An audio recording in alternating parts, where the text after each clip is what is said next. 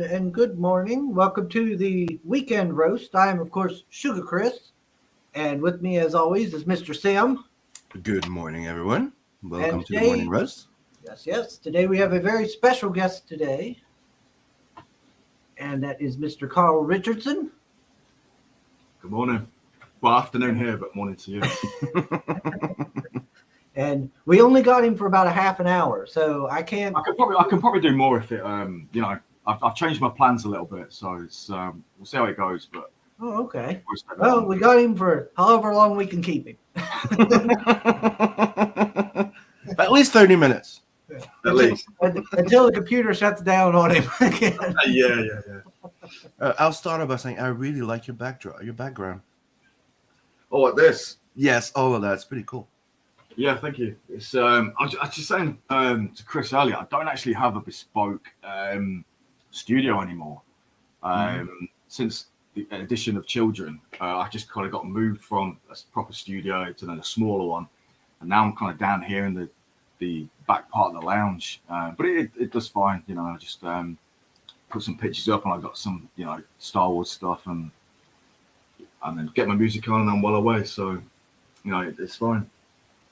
Now look at this. Sim, gosh dang it, you're over here complimenting his background, but yeah, just this last stream, you were like, oh, what's that Marvel back thing back there? And he's giving me hob about it. Your background shit. His is great. I'm just being honest here. I'm just saying. Yeah? Every day. Like one poster, everything's empty with two little tiny ones. They're not even lined up properly. Doesn't even look good.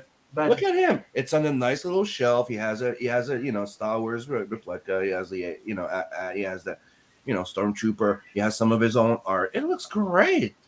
It just looks like a poster there, like, you know, you just felt like going, I need to represent something.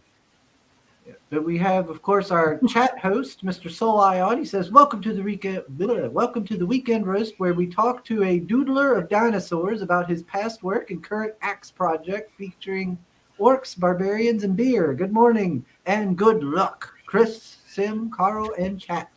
Well said, Soul. Well said indeed. Yes. So I guess how we should start this is, Mr. Carl, how about we start off with an introduction? You know, you've obviously I guess I should say I'm surprised that you decided to join us. When I reached out to you before, I was like, wow, his book looks really awesome. I love his art. You know, he might pop up and, you know, come on the show. I'll reach out to him, same message. And then I seen your previous work, and I was like, oh, he's not gonna come on my tiny show. He's done work for big name people. He's not gonna want to come on here. No, I didn't even give it a thought in those sort of terms. I mean, you invited me, and I kind of thought it'd be rude not to. The only I guilted you. The only reason I wouldn't have done it is just because I think I was saying to you earlier, you know, I'm not really used to this sort of thing. So initially I kind of got it into my head it was a podcast, but well, at least they can't see me. I'll just be talking. But you can do that like I did before. No, you know, you invited me, and I thought, yeah, you know, give it a go. Yeah. So you've done work for a lot of big IPs, I guess you'd say. You said like 2000 AD and Warhammer and Warcraft. I think it was CCG cards or Hearthstone. I think it was. Oh, the Hearthstone. Okay. Yeah, I mean, to be honest, it feels like a lifetime ago. It was a bit of a blur during that period of time. Because I was working for about 3 or 4 British companies during the day, and then I would work for. I was doing the Warcraft stuff in the evening, and I was working for Sabretooth Games. I don't think they're going anymore. And I was working for a tabletop game, Privateer Press. I don't know if you've heard of them. So yeah, I mean, it was pretty full on. So I come across Warcraft cards. I don't even remember painting them. That was a blur. I mean, I've got young kids as well. So with all the hours and the kids, you know, there's just whole chunks of my life that I don't really remember too well. So you've done work on all kinds of stuff. How long have you been at this? You're doing like nerd culture. I've been freelance since I was 20,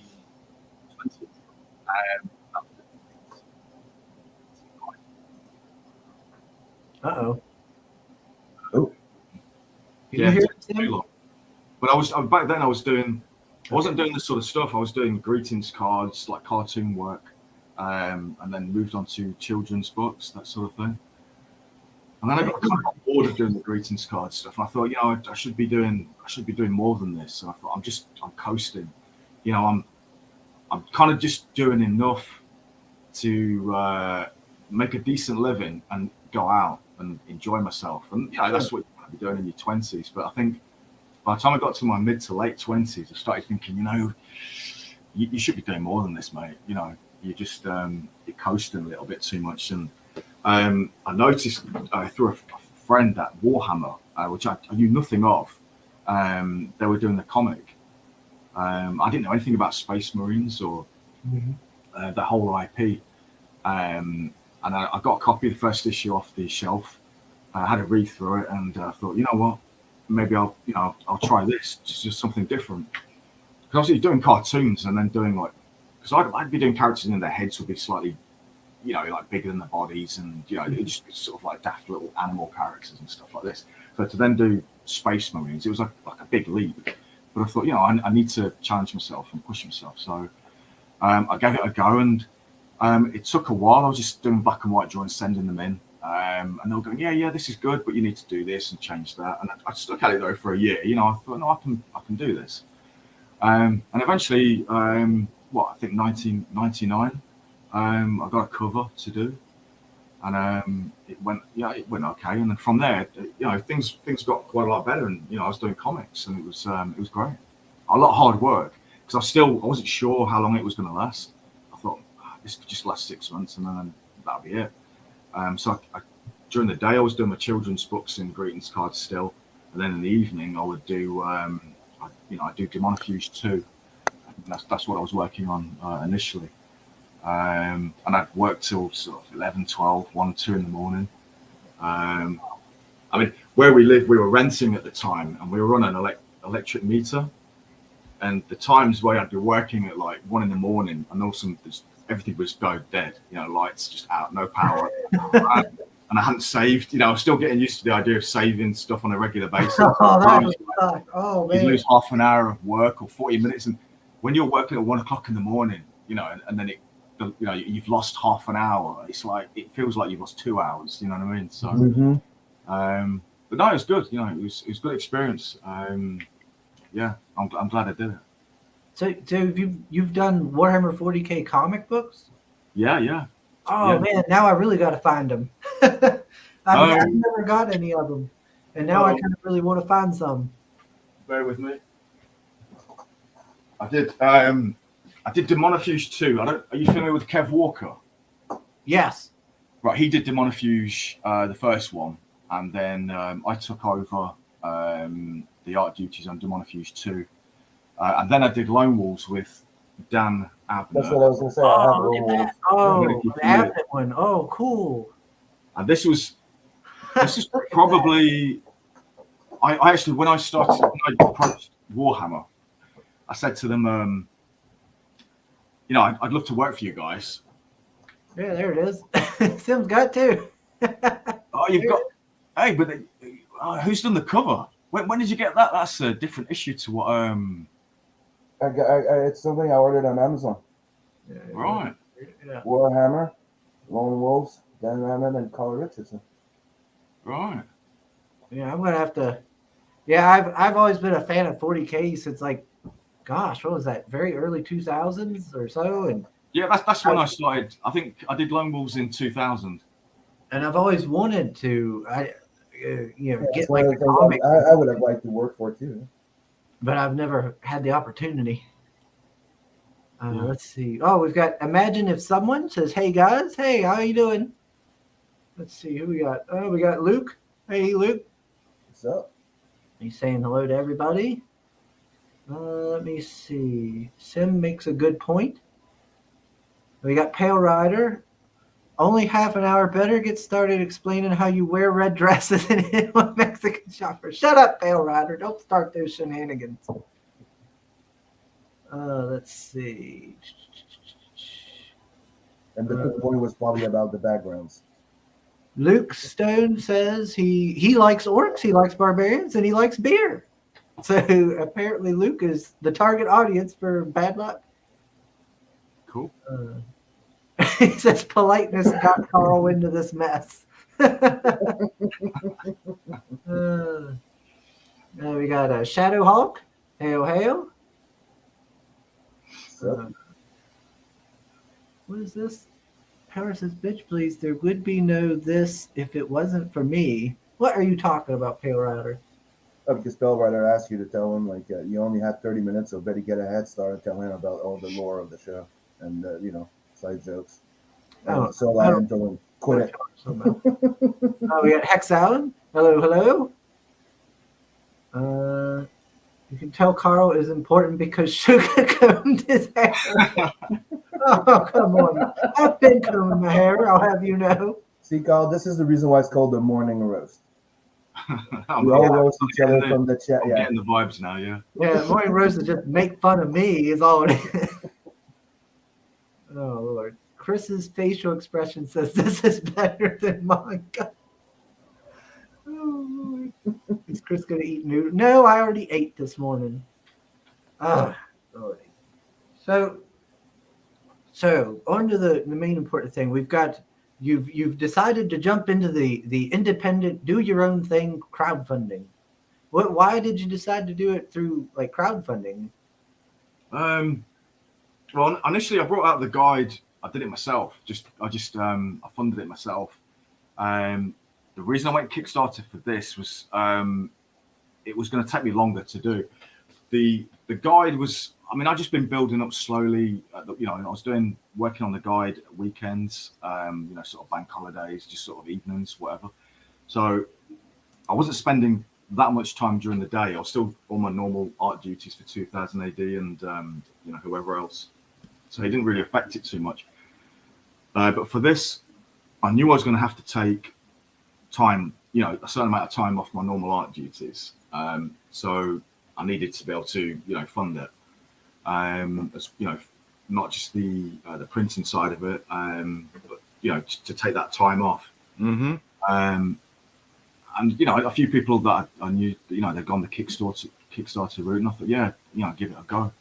And I wanted, to do it. People was going, oh, why don't you, get hold of this publisher or try Image or whatever. But I don't know. I just kind of felt like I just wanted to go this route to have complete control. But you can still after, because many people used to do that. It's they crowdfund their book and then publish them at Image, because they're not like the big publisher. Like when you go to Europe, like France, as you know, they give you an advance. Like you get paid in advance to produce the book when you get hired. They don't do that at Image and stuff like that, or Dark Horse, depending on the thing. So it's creator owned. So a lot of people go use the crowdfunding and then they go publish with Dark Horse, Image, or they do the self-published stuff. Yeah. I mean, it's an option. I'm so focused on, I suppose, to a degree, you become so focused on the Kickstarter and this is when I'm going to do it. I haven't really, until you've just mentioned it now. I mean, you've kind of reminded me of a conversation I had maybe a year ago with somebody else. So maybe that's something I'll look at, down the line, not too far down the line, or sometime this year. But for the moment, I got funded, reached my first stretch goal, so I'm in a good place, and I'm definitely going to be back in that. I just really want to get cracking on with it. Now, what was that? Shoot. Yeah, I mean, like a lot of folks from like bigger IPs have came over and done Kickstarters and been pretty successful. Like, was it Liam Sharp? Gosh, yes, Liam Sharp, great guy. That was a nice. I made sure to get his one sketchbook because it had that little I guess you'd call it, what was it, ash can? It was like a preview comic book of what ended up being Star Edge. Yeah, man, that published at Image. Yeah, the art on that preview book looks so good. Yes, it did. I gotta get in on that.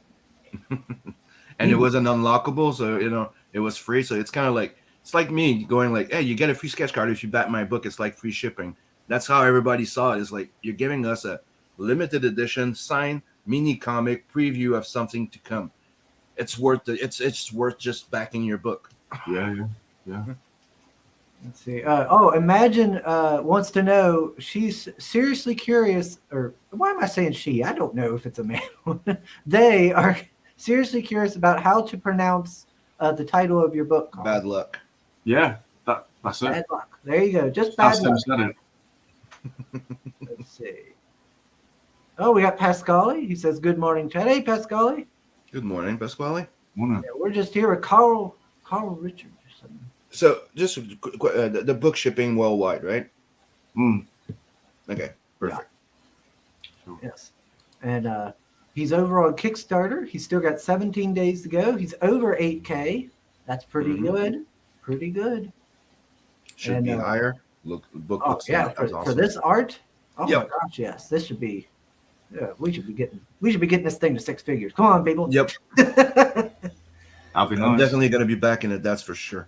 Oh, yeah. Thanks, man. If Yeah. it's not me, I'm gonna back it with Chris or somebody else. But I'm definitely getting a book. I'm going to be backing it. That's for sure. Yeah. This is a Cool. great looking book here. Great. Mhm. Good to have you aboard. I remember when we were going over the campaign. I'm like, I know this art. I was telling him, like, I know this art. Who's that guy?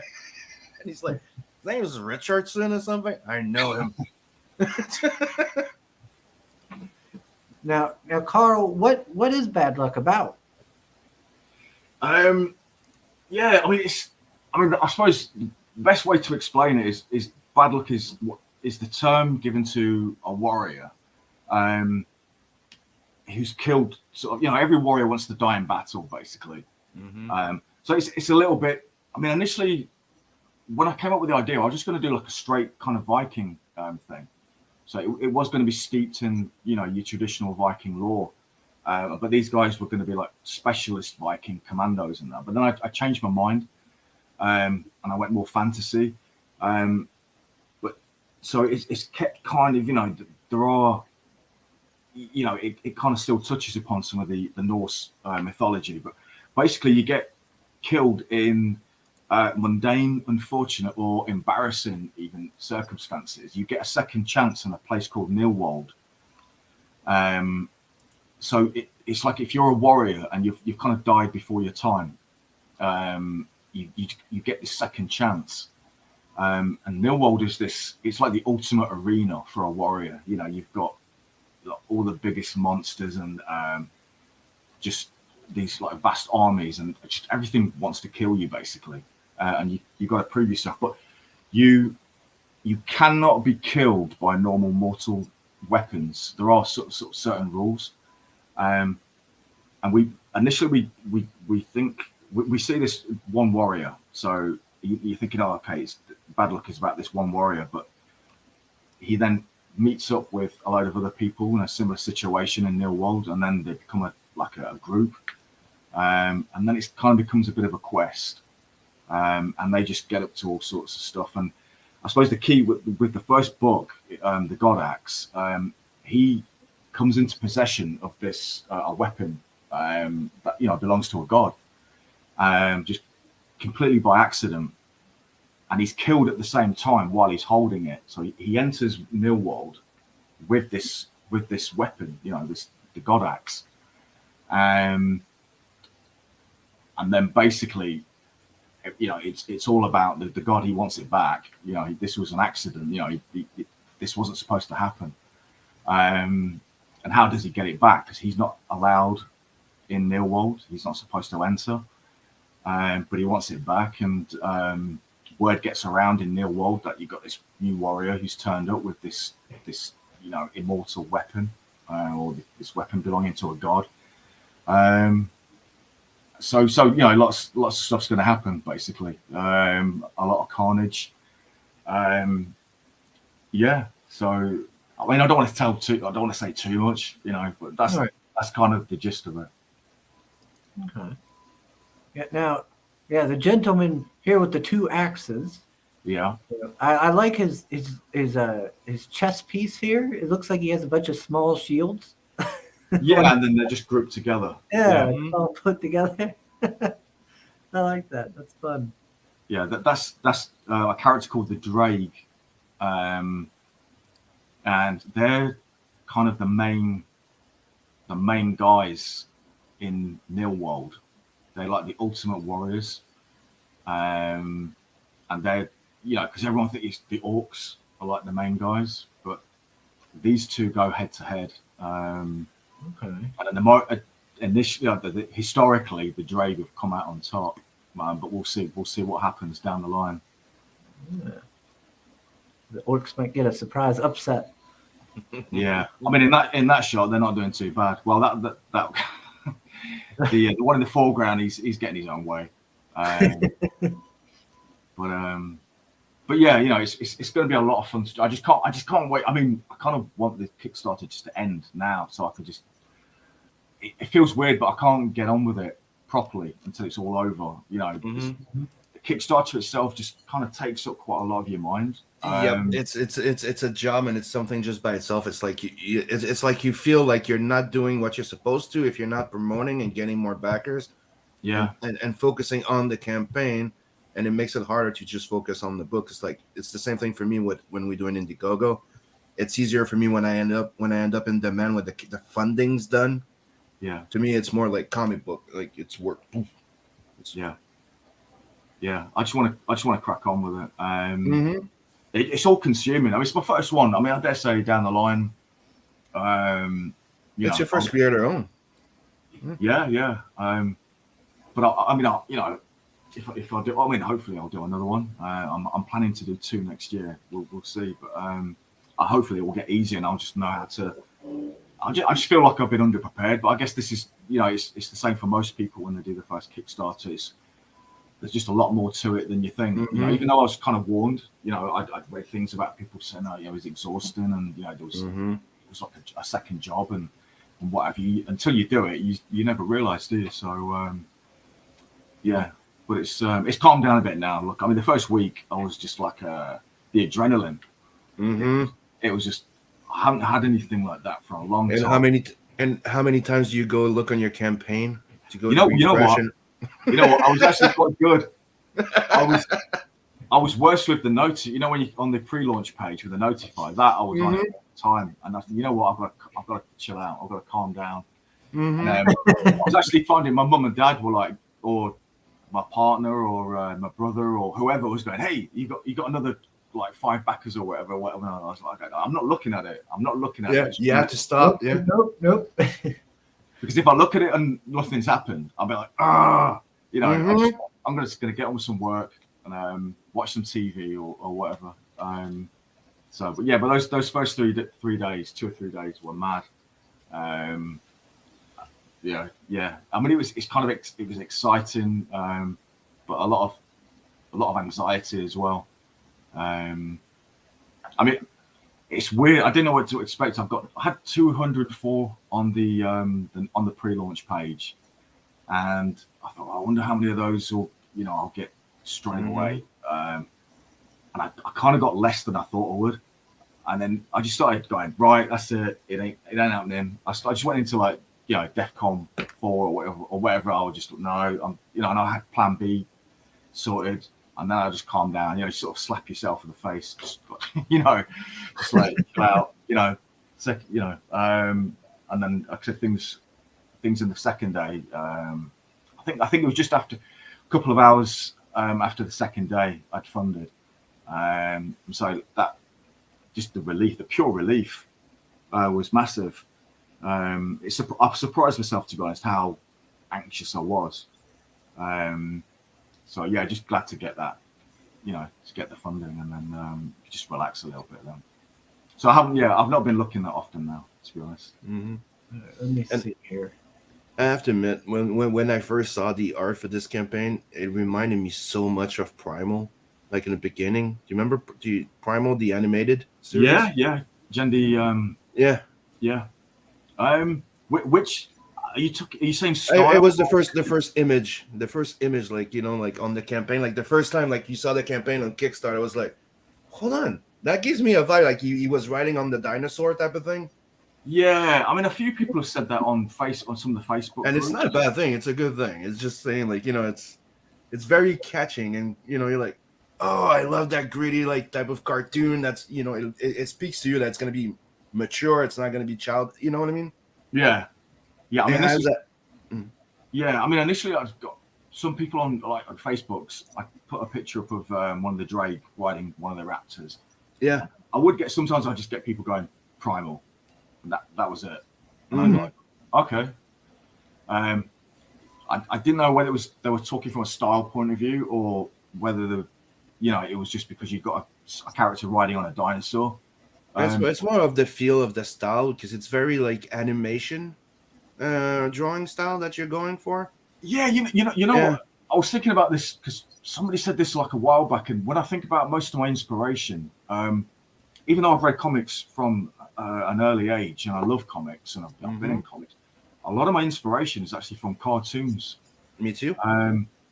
When I was younger, it would be because when I was younger, I was I don't know, it was like in the States, you've got bespoke comic shops.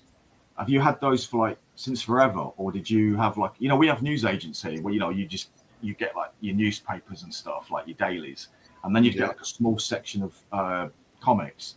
It wasn't very easy for me to get Marvel comics or DC. We had some of the British comics. Yeah, it took a while here too. Like you Yeah. used to be able to find them like maybe like in gas station for a while, like with magazines, but it was really hard to find like American comic books here. I mean Canada. All right. Okay. Yeah.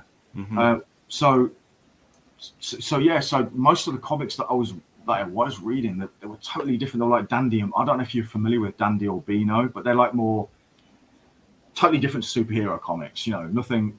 So when I remember going into a shop, a newsagent's, and seeing, because most of our comics were black and white. We didn't have color comics.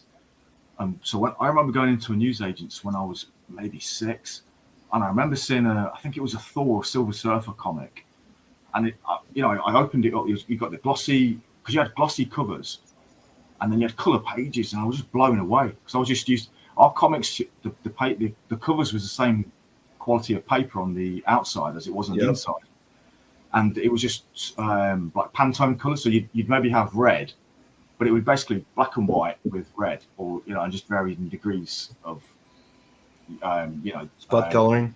Yeah, half tones and stuff like that. So when I did see them, and it was just they were like gold dust. I've kind of lost my train of thought now, actually. Oh yeah, that's it. Yeah. So although I read comics, I wasn't reading the sort of superhero comics and the kind of comics I wanted to read.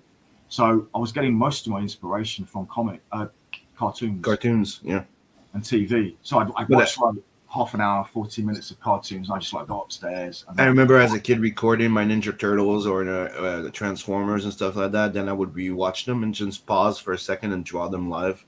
Like I would watch Ninja Turtles and just like hurry up and draw them. Yeah,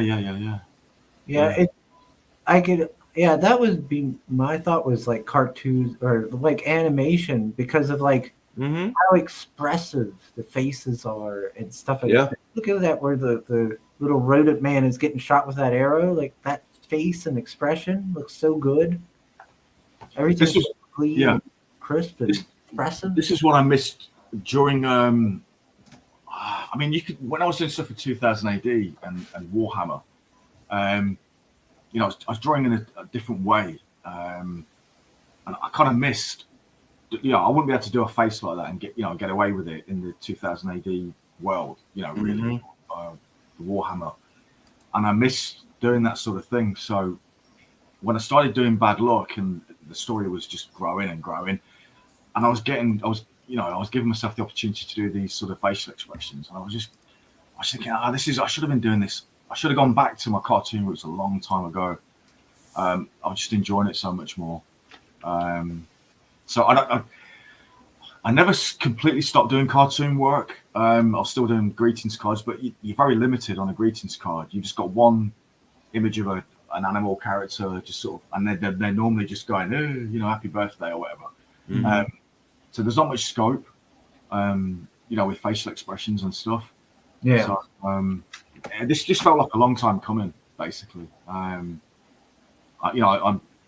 so glad to be doing it now. I mean, hell, if I was GW, I'd have been like, yes, do this style. I will pay you to make a Warhammer 40K orc comic in this style. That'd be so much fun. they later had some people draw him that way, like Omen, or I remember who did the relaunch of the Judge Dredd series for a while, and he had more of a cartoony style, and I think it fitted perfectly with Judge Dredd. So to me, it's like, yeah, totally. This style would definitely fit the orcs at 40K. It's what makes it stand out. You know what I mean? It's like, it's one of the things that people are telling me when they look at my style, and I think that one of the things that make my art, that stands out, that people can recognize that it's mine, it has to do with the animation background. Yeah. Because, I went back to going like, you know what? I don't care. I just want to be the cartoonist. I don't have to do photorealistic. If the mouth is too big just because I want to make it crooked for expression, well, I will. Yeah. Totally. Squash and stretch, it's going to happen. Yeah. It's a comic book. Let me check in with the chat. It's been a little bit here. I've been listening and just taking everything in, and I haven't been paying attention to the chat. Like usual. You hush up, Sim. Soul says, Sim, how many extras will Blood Hunt 2 have? Blood Hunt will have a lot of extras, and they will all die. Luke says, at first I thought it was my evil twin, Bad Luke. Oh, Lordy. Let's see. Tree Goblin's with us. Hello, Tree Goblin. Good morning. We got Marinus here. He says, hail, hail. Hello, Marinus. Imagine if someone says, you presume correctly, Chris. The cat, however, is male. What's the cat's name? I don't know. We got, let's see. Let me scroll down here. Oh, we got Will, Creators Outlet. Hail, hail.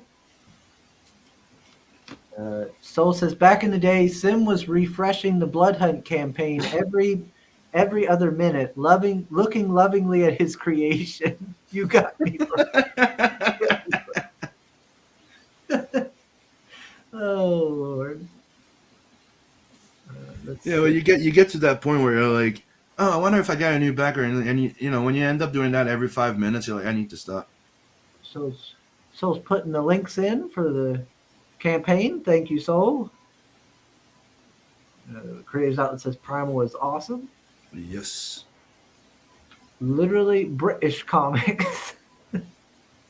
Tree Goblin says we only had Beano and Dandy. Oh, okay. And he says all the stories involved bullying the weak kid. Yeah. Says it wasn't Christmas without a Beano annual. Huh. Yeah, I've never heard of it. What, the Beano? Yeah, No. I've never heard of it. It's a classic British comic. The Beano and the Dandy. I never used to get them that much, to be honest. But they're like, yeah, it's sort of British comics in the 70s until 2000 AD came along in the late 70s, early 80s. This is what I know from British comics. 2080 and up. Bat Mills and all those. Yeah. Huh. ABC Warriors was awesome. Yeah. We got Metal Movies and Brewskis. He says, ale, chat. Ale. Yeah, we got Pedro. Good morning. Metal Movies and Brewskis says, this book looks badass. Mm-hmm. It's because it is. It should already be way more than this show. Double the amount already. I know. I'm surprised. But it's all about visibility, Yeah. Yeah, I mean, that side of it, I don't know how. I'm probably not that. I've only just got on Twitter. I mean, I'm kind of behind the curve on social media. Mm-hmm. So that's something I got to work on, because it's about visibility. If no one sees it, then it doesn't matter how good or pretty much. You've got to get people's eyes on it, haven't you? Well, there's going to be a few people helping out and promoting it. Oh, imagine Like myself. Her cat's name is Milo. Oh, well, that's nice. I've got a nephew called Milo. There you go. My mom's cats are Luna and Mocha. She calls Luna Looney. Oh, Looney. Tree Goblin. My cat's. Mine's called Gizmo, and that's it. Not that original. Wow. He's been around. Yeah. Long time. All right, so we got some of the cast of characters here. We got Ruda. Yeah, he's the. Man. We kind of start off with Ruda, and initially you might think, oh, this is going to be about this guy, but so he hooks up with a bunch of other characters like Yulo, and Feathers, and the dwarf, Yorgi Bear Song, and it's those four that you mainly see in the book one. Okay. What they get up to. So there's a dwarf in there. You got my attention. Yeah, there's the elf, Feathers. Yeah. Looks a little moody. She is, and she's got a lot of stuff on a plate, and she's quite young as well. She's kind of the youngest. She's the youngest bad luck warrior, and she's got her own little story. So we'll just see how that unfolds. And how many issues do you have plans for this? At the moment, I'm thinking it's going to be a 3-book series. I mean, it's kind of 6 normal, what you would call, US comic, but I've.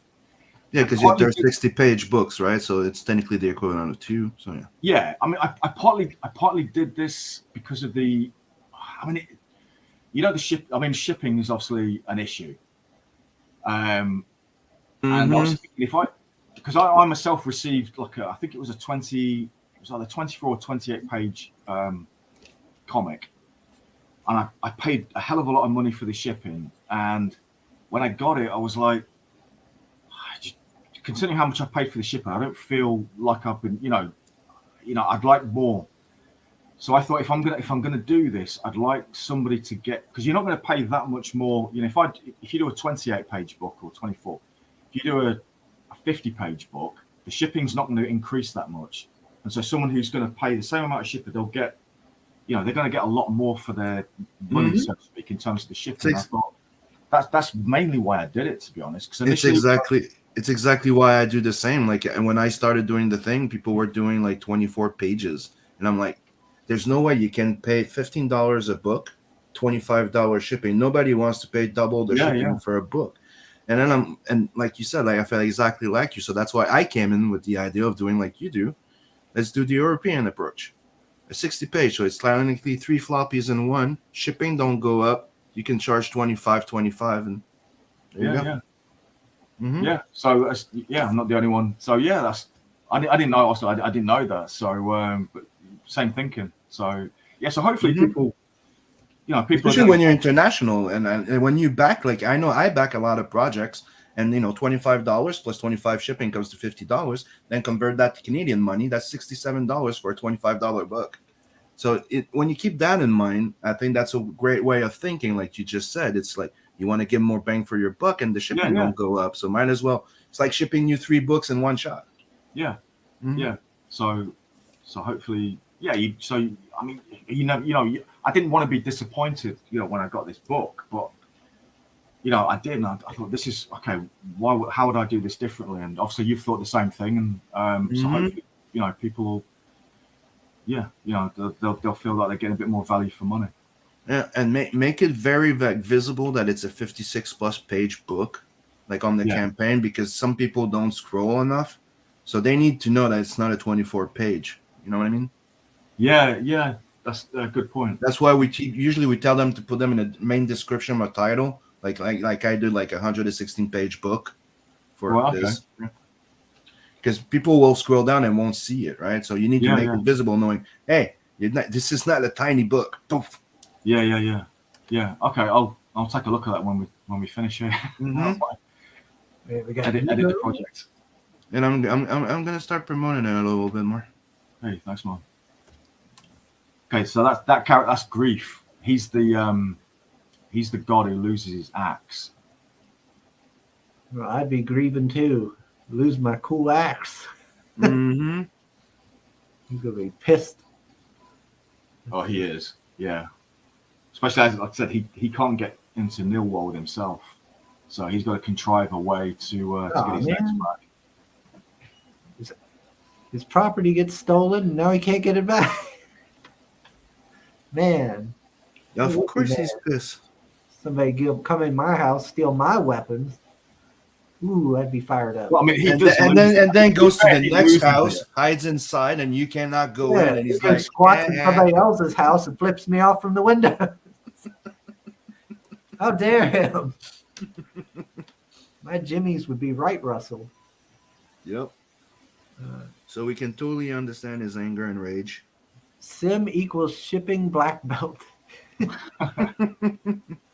Imagine if someone says, "I'm super excited. My husband snagged tier 7 before they were all gone." What? And Carl, a You little got tip: tier 7? since it's your first campaign, right? Oh, lucky. Since it's your first campaign, when Yeah. you do fulfillment, make sure that when you file your papers, put the book and put them as a gift, and don't put a value too high, because people are going to have to be charged a VAT tax. So since it's a backing, it's not a sell. You can send it as a gift, so it reduces the taxes and the fees. Oh yeah, no, that's yeah. I'm already You on that. send it as a gift, and if I'm you already on keep the that. value around $25 to $30, they won't get charged VAT tax that high, Yeah. because it has happened where I had to pay $45 extra shipping. Whoa. And a Yeah, lot no, of other people I that came does, and across it's that something that a actually. lot of people don't know. So I'm giving you Yeah. the heads up. Yeah. Yeah, no, I came across that by accident while I was shipping the guide to Bad Luck last Mhm. year. So that's something that it all sort of kind of by accident, but Because it's one of the things that I found out by the post, because they tell me, like, and when I inquired from the taxes, and they go, yeah, it's crowdfunding, so technically it's not sales. You're not charging taxes per item. It's not a Yeah. sell. So people are giving you money to have a project. So it's a reward. So it's a gift. So no taxes. yeah, cool. Yeah, here's the rewards. Wow, look at that. That's nice. Yeah, dude, that project was freaking sweet. Yeah, I'm jealous. Imagine if someone said she got tier 7 before they were all gone. Wow. She got that was the big tier, right, Carl? Where you Yeah, that's the full official the art, drag. Yeah, you got a drag rider on a Raptor. I mean, I love doing the drag. I'd love that tier 7 to be 20 strong. I mean, I'd love to do infinite. But I thought the priority, you can get carried away with the rewards and stuff, and I thought the priority is the book. I've got to, I'm taking X amount of time out to make this book what it needs to be for everybody. I mean, like I said, I'd like to increase. I did initially for tier 7, I only had 5 down, but they went, and I thought maybe it will take a while for those to go because they're more money. Mhm. You just don't know how they're going to go, and they went really quickly. So I added another 3, and then they went really quickly, and I was like, okay. But now I was thinking, okay, I'll add another 3, and then I thought, whoa, and I've got to do these. I need time to do this. That's I don't want to compromise the book in any way. So I think I added one more, and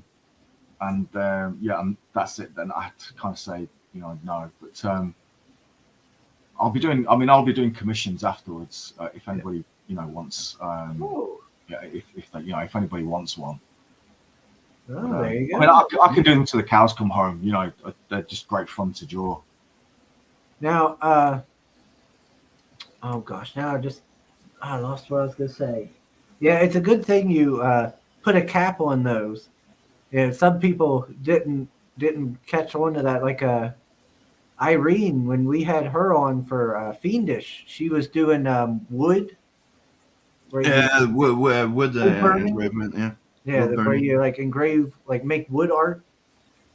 We use that in like a wood burning, and she had some of those up where you could get a tier with that, and she would do one of her creatures from her book, but she didn't put a limit on it, and then because she wasn't expecting to sell anything, and Yeah. we were like one of, if not the first stream she came on for the project, and then from there other people noticed her. She got on these other shows, and next thing she's on these big shows, so like people are buying that tier like crazy because they like the idea.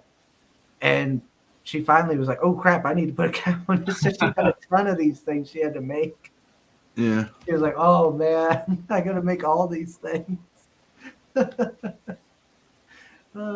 It was a good problem to have for her, though. Mm-hmm. Yeah, I mean, You can't complain from good business. You know what I mean? no. Yeah. It's a lot of work. You can go, I'm almost dead, but you're never unhappy about it. Look at that! Look at that art! Oh man, such good looking stuff. Mm-hmm. Pascal says, "All right, I backed your project. Good luck, man." Hey, thank you.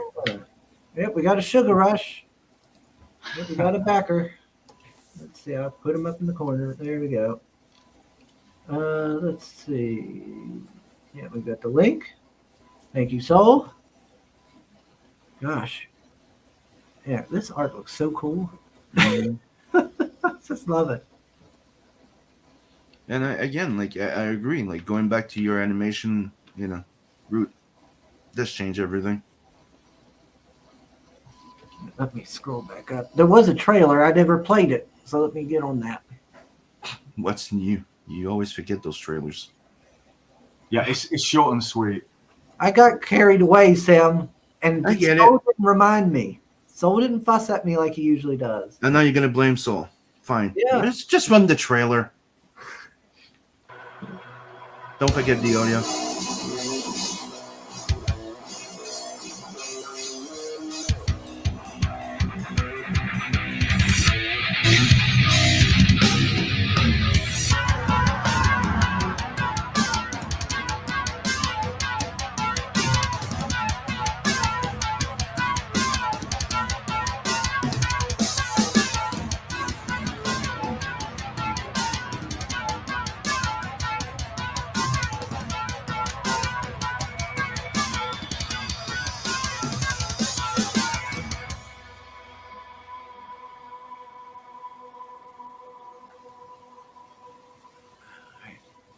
Let me throw it back down. There we go. There you go, short and sweet. Yeah, love it. Now, how long does it take you to do one of them? Like one of your The pieces? video. No, It didn't take me the any time drawing. at all, because I've been lucky enough to get help on the Kickstarter. Because I admitted before, tech wise, I'm like you found somebody less tech savvy than yourself. So I got some young friends who they're adept at this sort of thing, and basically I just said roughly what I wanted. Just gave her a load of images, and my friend Corinne, she did a bang up job. So yeah, all the credit has to go to her. So good job. Yeah, she did good great work. job. Now, if you're gonna like say the raptor drawing that the drawing you gotta do for the big tier there. Yeah. How long is that going to take you to do for one of those? I mean, start in the morning with the sketch, get it refined by late morning, start inking it. I mean, I think I could get 3 done in 2 days, maybe. But then once I got on a roll, I think the first one always takes longer. I'm always a bit sort of like tentative, or the first half an hour, to an hour, and then just things start flowing. So I would expect the first 3, like I said, I'd do those 2 days, and then maybe I'd be doing 2 a day. We'll see. Depends how much detail I put in the background, or I mean, normally I'm just drawing skulls and just bits of detritus and whatever, so it doesn't take too long to do. Most of the work just goes into the raptors, but there's a lot of detail on them. I don't like to skimp too much. They've always got 3 or 4 axes, and they've got food. they've got their pack up. And rope and just whatever. There's lots of detail and stuff. I already get into it and get carried away sometimes. So it always amazes me how some of y'all can draw this stuff so quickly. I mean, it's practice, dude. Yeah, I mean, I wouldn't say I'm fast or slow. I'm kind of somewhere in the middle. Definitely the cartoons are a little bit quicker. Well, I'd like to be quicker. I mean, every artist would like to be quicker, So hopefully, I'll be able to. I think 2 in a day is going to be good going. So saying they just noticed that Irene's second campaign made 3 times the amount of book 1 so far. Nice. Yeah, that's really good. Yeah, she's making big money over there nowadays. Mm-hmm. What is she up to now?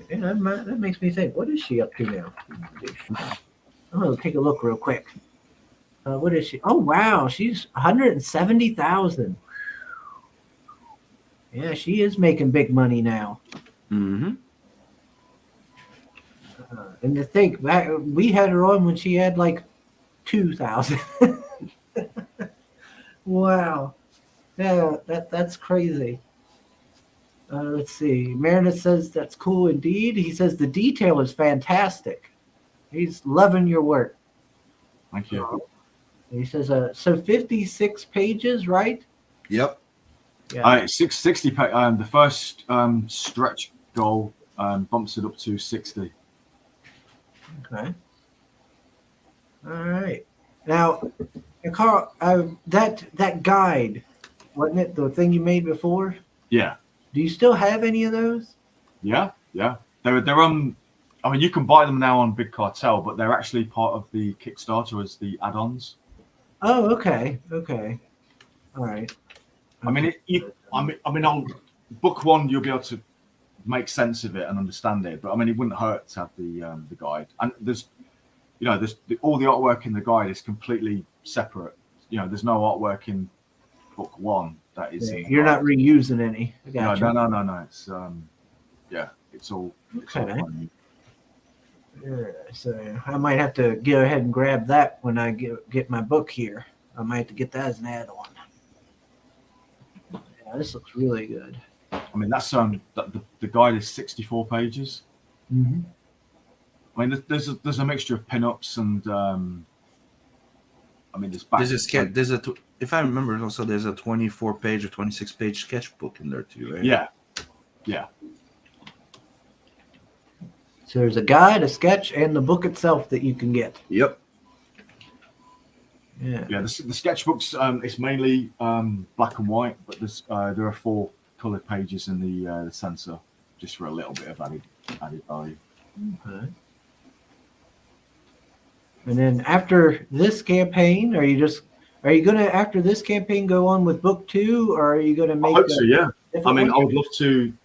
This gets shipped all being well in November.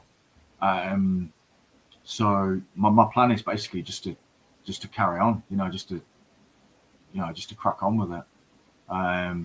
But then also I'm hoping, I've got a friend of mine, he's a sculptor, and he's working on some busts of some of the main characters.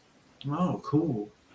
So I'm hoping those might be available sometime this year. We'll see. It's we'll see. I mean, definitely next year, I would say. But Regular sculpting or 3D sculpting? Sorry? 3D sculpting or regular sculpting like clay? He's old school, but he's learning ZBrush. He's worked on Star Wars and stuff. He's a great sculptor and his stuff's awesome. But he's been old school and he's just getting his head around ZBrush. So he's working on that right now. He's going to be working on Blork, the Blue Orc. That he's in the guide. He becomes quite an integral character in the whole story. But he's this great big imposing orc, and he did a fantastic bust, like this big, like huge. But obviously for practical reasons, he's now going to translate that into ZBrush, and that's going to be the first bust. So looking forward to doing that. There's your dwarf, Sam. Mm-hmm. There you go. Looks a little bit like you, Sam. There you go. I'm not that fat. He's not fat. He's chunky. Well, he's chunky. He's chunky. Stout. He's stout. Damn it.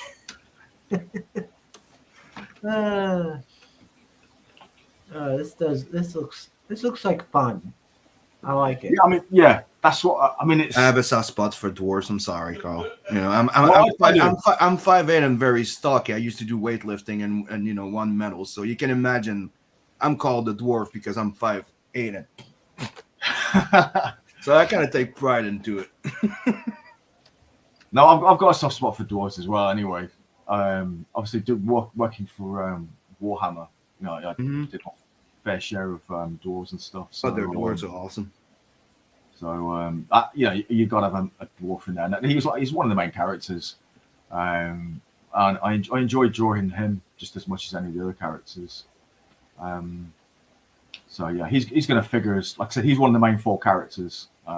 So yeah, we'll see plenty of him.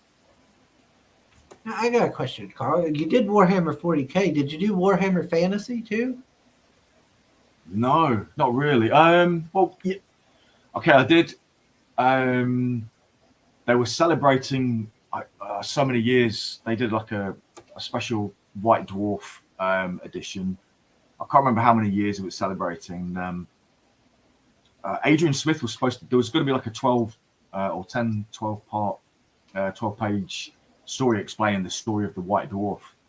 And Adrian Smith was he was penciled in to do it, but for whatever reason he didn't end up doing. I got the call, so I did that. But that's the only fantasy I only did. I did some covers for Boom, you know, when they had the Warhammer.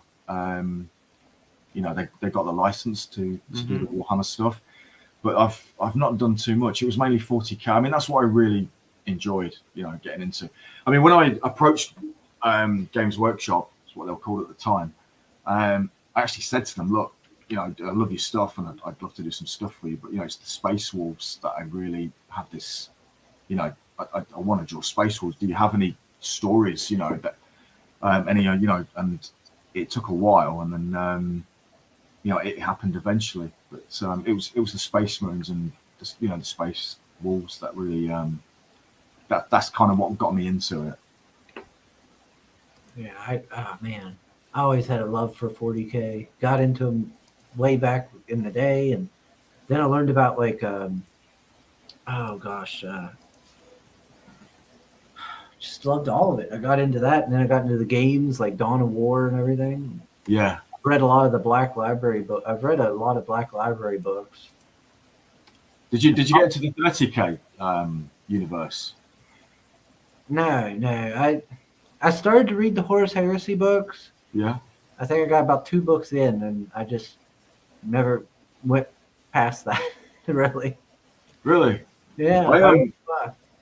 I listen to a lot of the audiobooks while I'm working, so that was a good way to sort of get into it. And so I did a few with the Horus Heresy books. They had black and white illustration or grayscale illustrations inside, and I did a few of those. And so they gave me excerpts from the book to sort of get a feel for it, you know, to help me, you know, do the illustrations.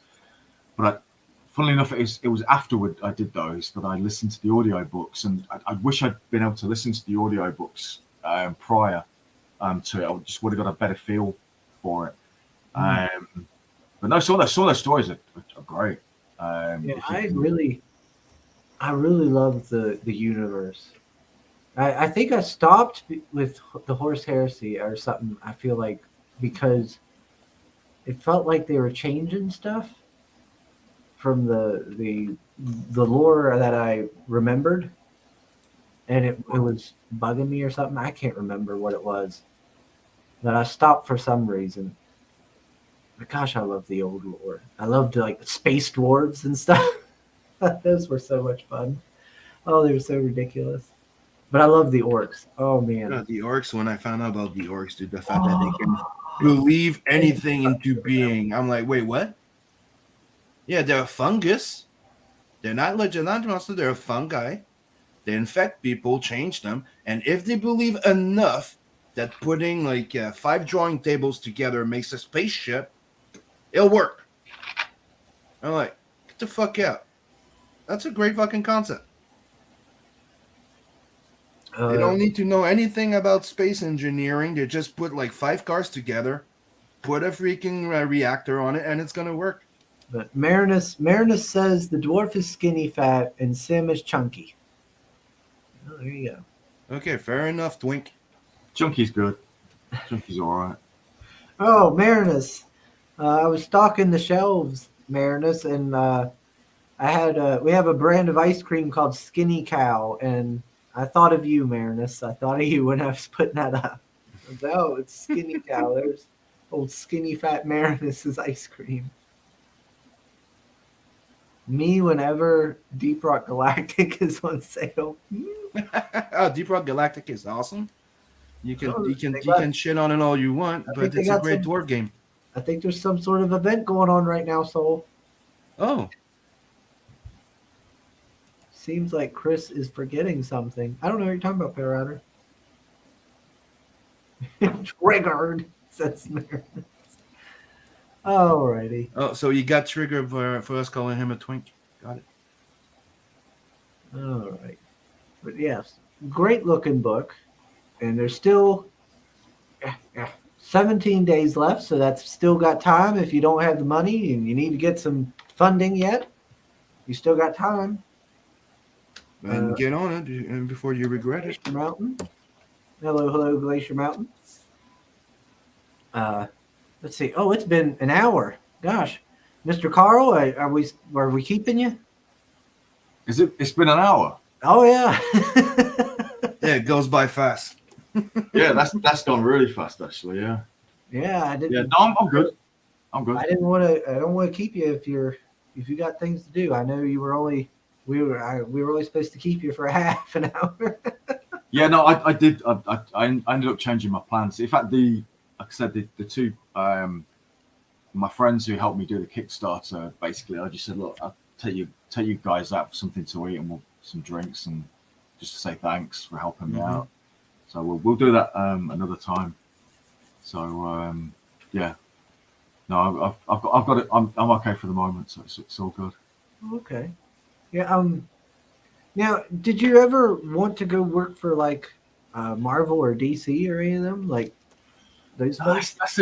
That's a good question because when if you meet people and say, oh, what are you doing? And, oh, I'm a comic artist, and they straight away they go, oh, Marvel and DC, and I've never really. No, I've just never yearned to do. There's just not. It's weird. I don't know why, because I grew up, loving Captain America and Daredevil and Iron Man, all those characters, but I've just not been bothered about drawing them.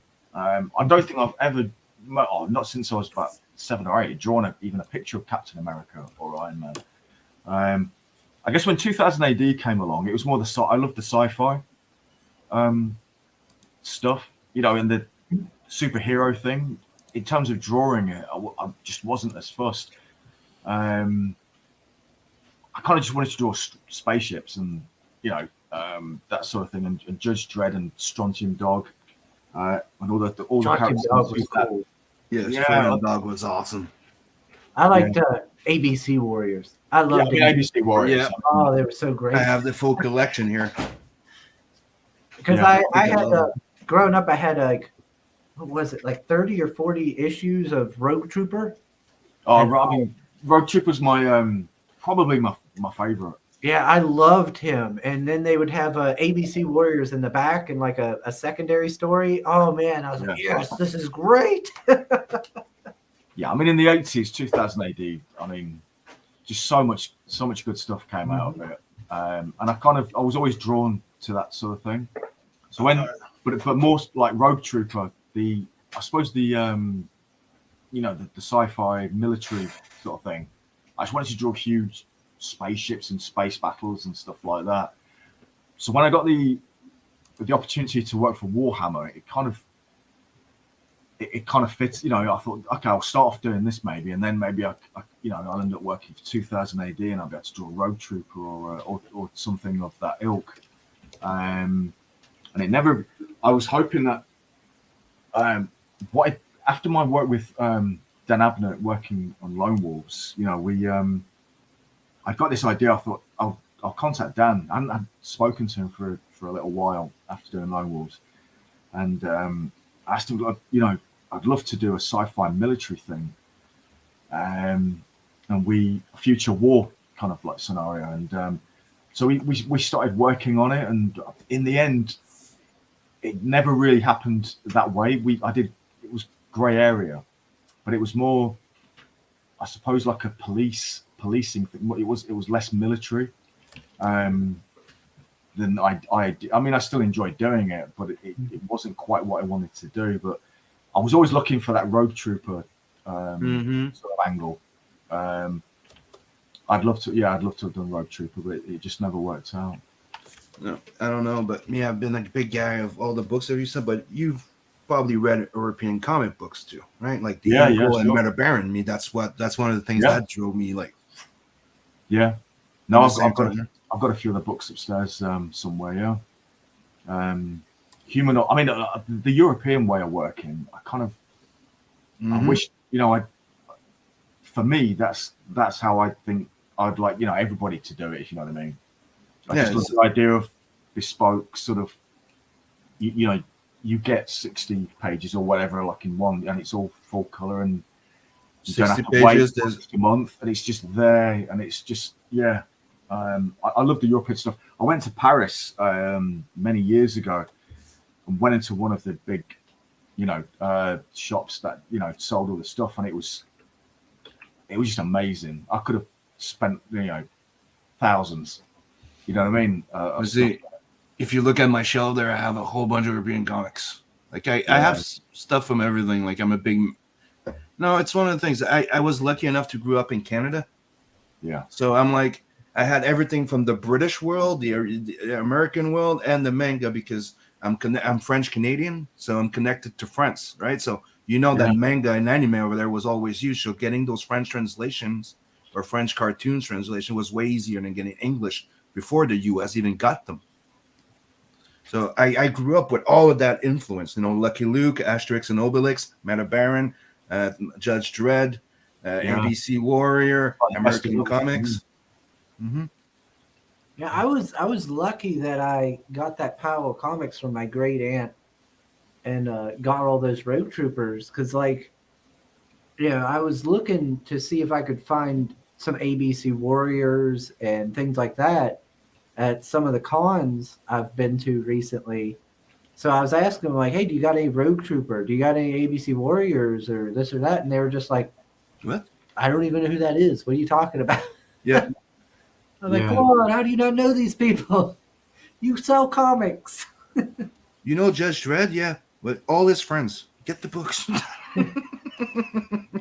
But, Marina says, no, don't bring him up to ideas, Chris. Marvel sucks. No, I was only asking Carl because, what was it? The other day I was on Twitter, and there was a lady on there. I can't remember her name now, but she was talking about her time there as, I think, either a writer or an editor, and how basically just saying how bad it was and how there's just a bad experience working for him was and things like that. And like how you would get blamed for these stories even though you didn't really make them and all kinds of stuff. I think also with Marvel and DC, I mean, you got your penciler, your inker, and your colorist, because you've got to put out a 20-page book every month, and so the disciplines are split into three, and I like doing everything. To be honest, I just like producing the whole thing. And if you're working at 2000 AD or say the European style, that's how you work. I mean, for 2000 AD, you do get colorists. You quite often get somebody who'll do the pencils and the inks, and then maybe a separate colorist. Well, you can get the same in Europe too, by the way. It's not always the one team thing, but they do pay you $20,000 in advance to produce that book for a year. Right. But I always thought if I approach Marvel, I've either got to be a penciler.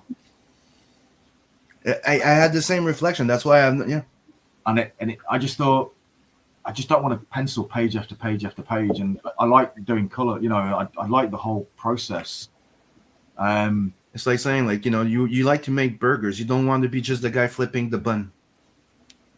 Yeah, You want to make the whole thing, yeah. So I never really tried.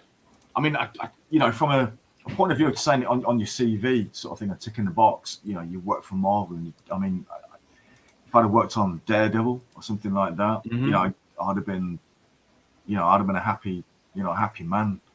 But if I'd have had to just do the pencils on it, it just didn't appeal to me. So never really tried. So it was that as well as the fact that I just lent to the sci-fi side of things.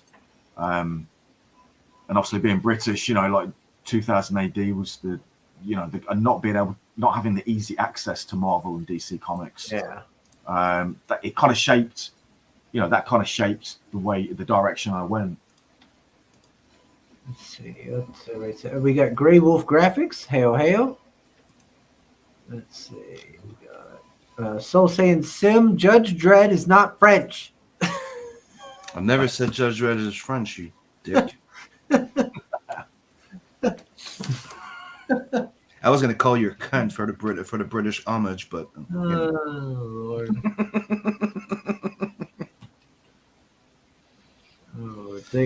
There's not a lot of French love in the chat, Carl. They don't seem to like the French too much over there. Yeah, but he's German.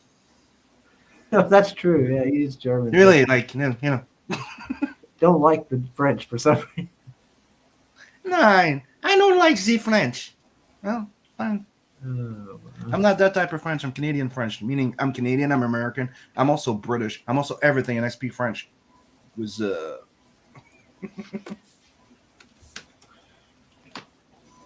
I'm not even gonna bother.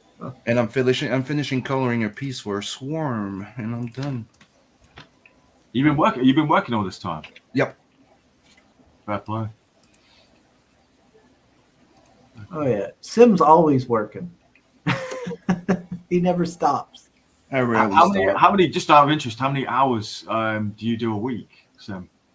You mean how many minutes do I stop a week to relax?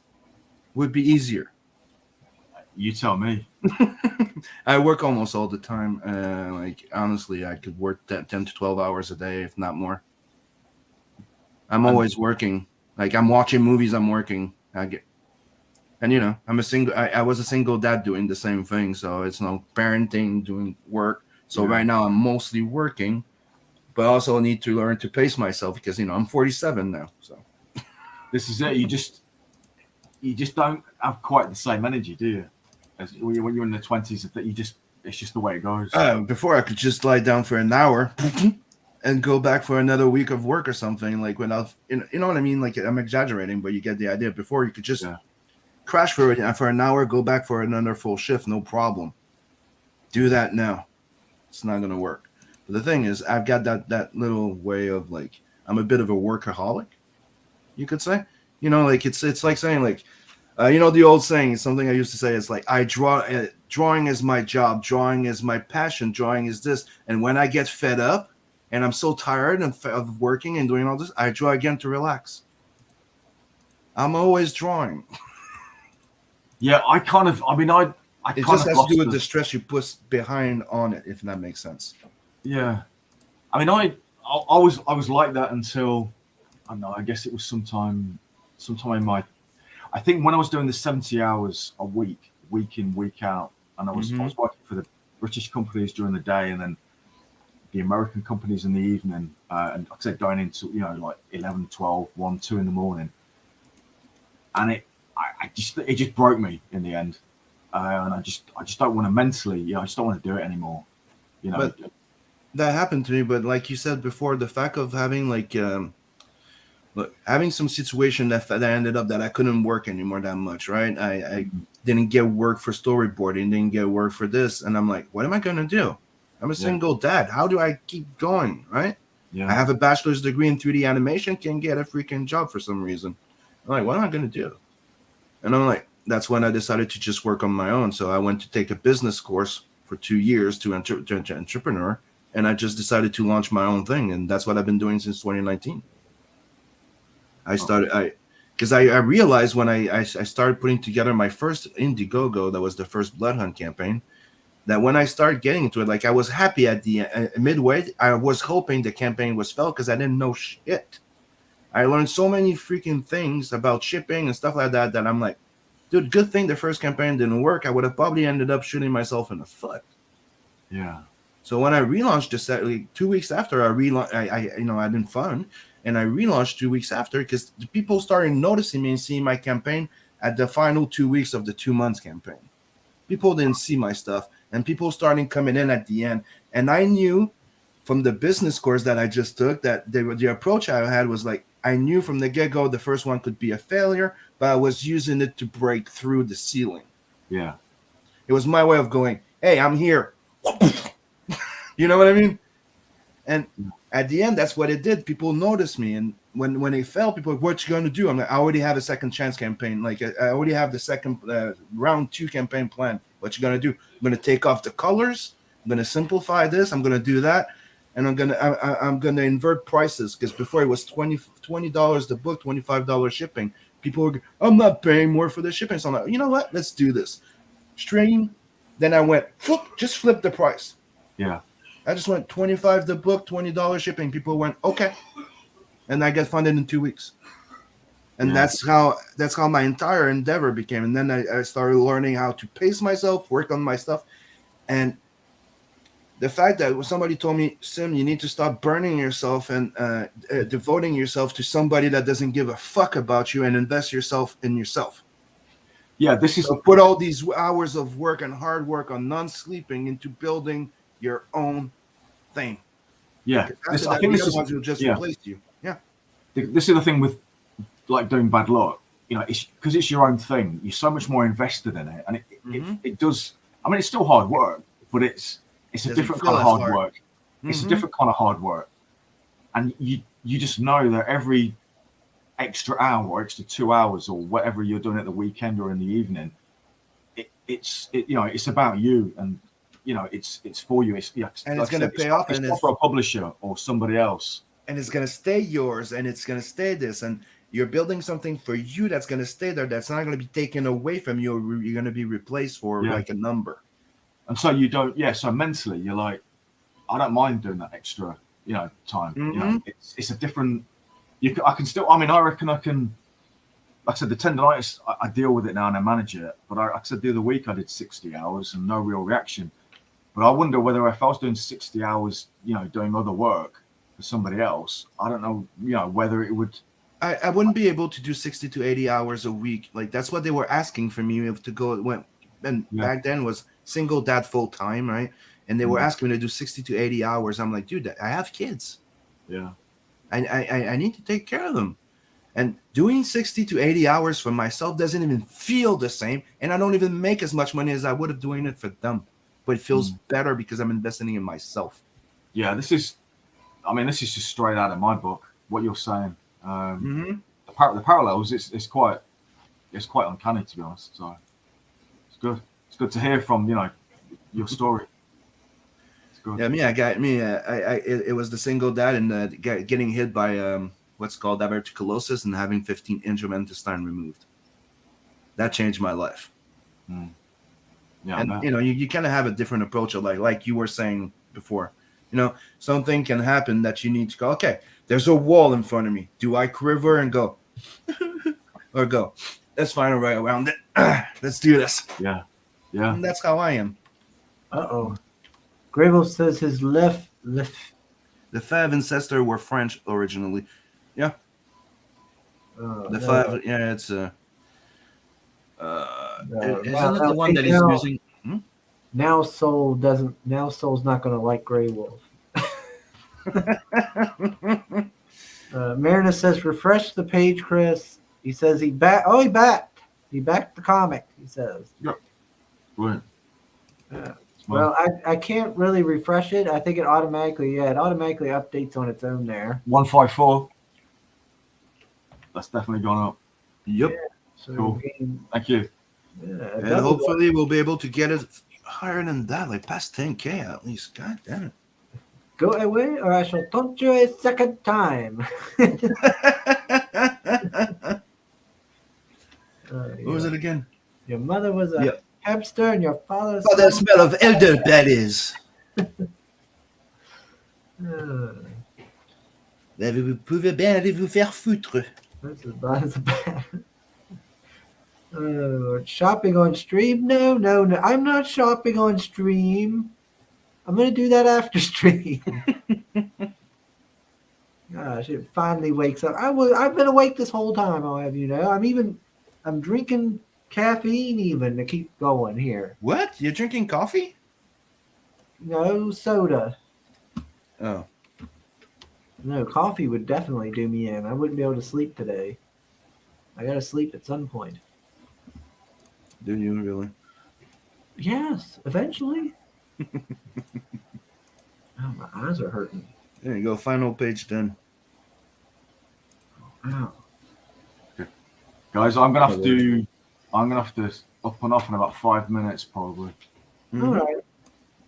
Oh, it's drinking cola. No wonder you're skinny fat, Chris. God dang it. I drink one soda for the first time in like 3 months. And I'm doing that so I haven't been to sleep today. I'm doing that to keep myself awake. Oh, people, don't forget to sub, like, and share, and definitely go check out Bad Luck. The book looks great. Yes, Karl Richardson's a great artist. Everybody do go check this out. Mm-hmm. You know, you've got you've got the digital tier you can get, but you've also got your physical. You've got a sketchbook you can get. There's a guide add-on which has more artwork in it. You've even got some kind of a head and torso, so like a sketch. Yeah, I mean that's a proper finished inked drawing. That's here. I don't know how many are left actually. I haven't looked at that tier for a while. I think half of them have gone definitely. It says 5 left Out of 15, I think it was. So yeah. So these babies are going quick. yeah, roughly. Hold on.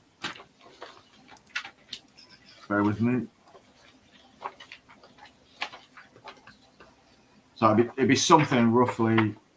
I don't know if you can see that. I'll go full screen it there. There you go. Ooh, sweet. That's an A4. Yeah, look at that. That looks good. So So what do you use to ink? Brush or quill? I'm just using pens and Pen and markers? just whatever does the job. Yeah. I haven't used a brush for years. I've tried brush pens a little bit, but I just don't get. I think it's that thing. I don't get the control that I want. But I think if I gave it enough time, I think I'd get on with it. But when you're already if it ain't broken, don't fix it. Don't fix it. Scenario. Yeah. It's one of the things that I got used to inking with pens, pens too, and a quill back in the days. And then trying to get into the brush, kind of like, dude, that's gonna take just another few years of mastering. I'm like, yeah, might as well stick with my what I know. Yeah, I mean, my stuff's not loose. I mean, I know if you used a brush, your stuff would get looser. The feel. But I did it's weird. The little goblin guys that I do, I can do them with a brush pen, no problem. And you sort of think, well, why can't I do all the other characters like that? Yeah. So easy. But I don't know whether it's a mental thing. Maybe it has to do with the amount of details that you put on it, like the way you see when it them. comes to the eyes, when it comes to the faces, if you're out by a millimeter, the eye, it just doesn't look quite right, and I can't get the control with the brush. You got that. Yeah. And if it's wrong, you're like, yeah. It's like 1 millimeter from the eye, and it looks like a different person. Yeah. So, and obviously, I'm still. Bad Luck. The book itself will be digital, and obviously So I'm keeping keeping my eye in, because obviously it's a different skill. Doing it on the paper. I mean, but a lot of people haven't been able to tell the difference. If you get the guide, there's a mixture of digital and original drawings that have been rendered. As long as you use the digital as just an extra tool set and you still use it like the traditional, it's the same thing for me. It takes them a while to figure it out if it's digital or not. Because I don't cheat. I use the same thing. Like I don't use like special brushes to replace. No, I use one. Yeah, exactly. When when I did this workshop at the art college, people go, "Oh, what brushes do you use?" And I just say, "I use one in Procreate. I use syrup. Mm-hmm. That's it." And they said, "What? Just one brush?" I said, "Yeah." Because when I work traditionally, I use one type of pen, basically, just a different size, but it's not a different shaped nib or, you know. Nope. Mm-hmm. And that's so I like to keep and I don't want to complicate things and make, you know, I'll do it, you know, I'll get the look that I want to achieve. I'll just do it with one pen. It's just easier than, you know, having loads of different pens and whatever. I just want to keep things as simple as possible. So yeah, I usually always the same pen. It's like a G pen or something that they have there. It's like, yeah.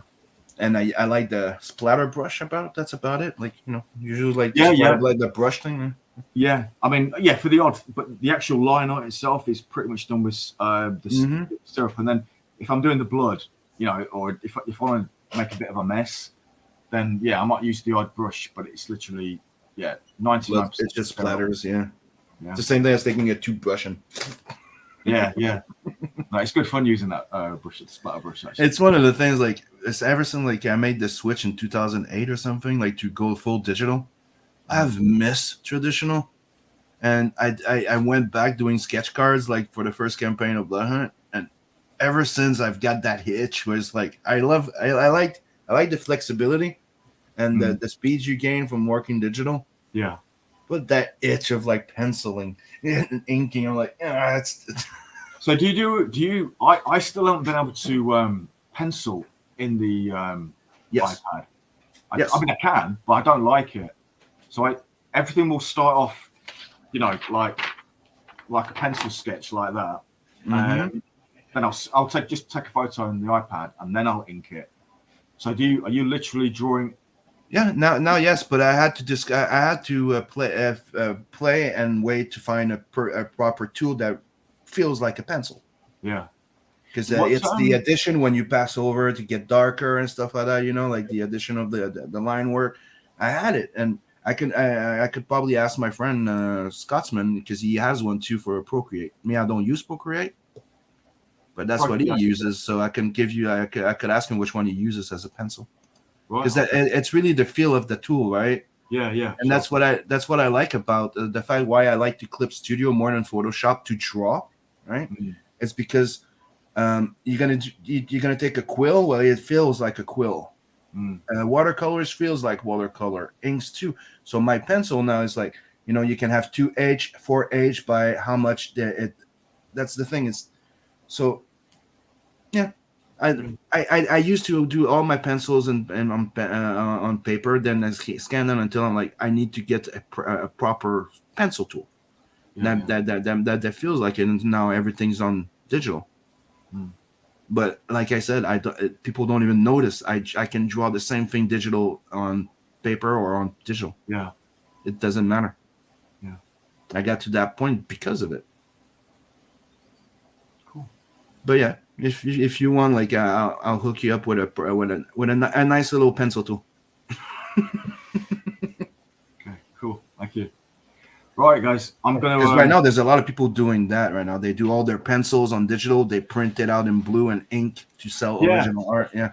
Yeah, I'm still experimenting, so I'll just find my place. But Carl, if you need anything, reach out to me and I'll be my pleasure, buddy. Yeah. Well, guys, just thank you for inviting me on. Thanks for coming. It's our pleasure to have you on. Thank you for coming on. It's been great. I've loved it. So it's got I mean, how long have we been doing it now? About hour and 20, hour and 30? An hour and 30, yeah. Hour and 30, yeah. So we better wrap this thing up.